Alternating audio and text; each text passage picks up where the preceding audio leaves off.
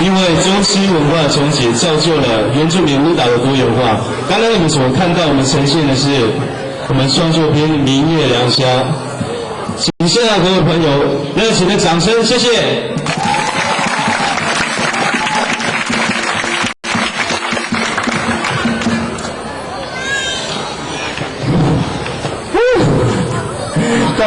对，好精彩！明月良宵啊，又是原住民舞蹈，又是翻跟鼓的。然后我们再谢谢那主乐的大哥嘛。我看到里面有好多动作，就是感觉是真的动作，像刚刚有那个这样子是打猎的意思啊。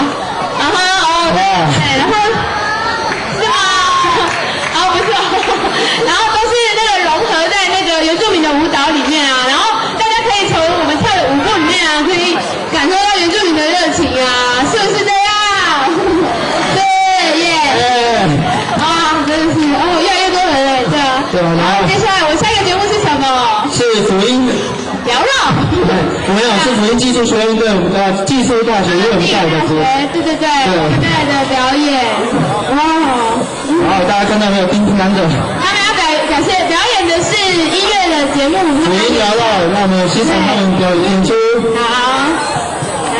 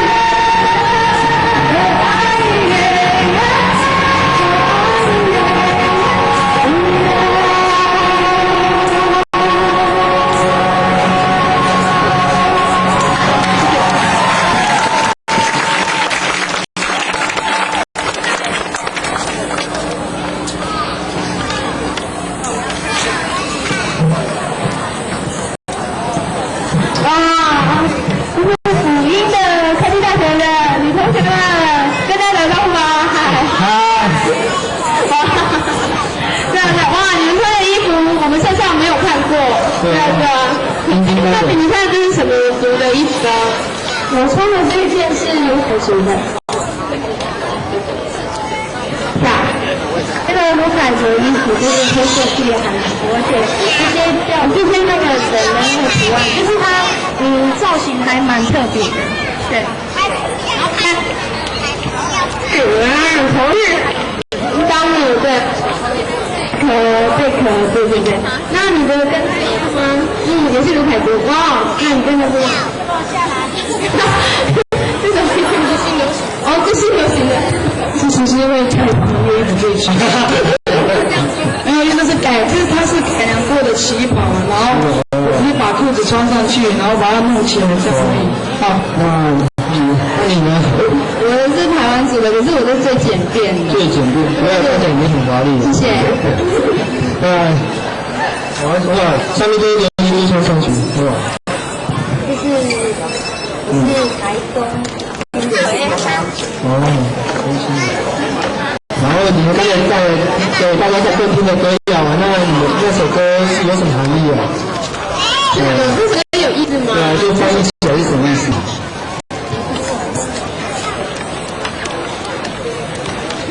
就是，然后因为我们从这首歌可以听到他们很美妙的歌声啊，而且有和音，大家有没有？妙的和音，有，我有听到，真的。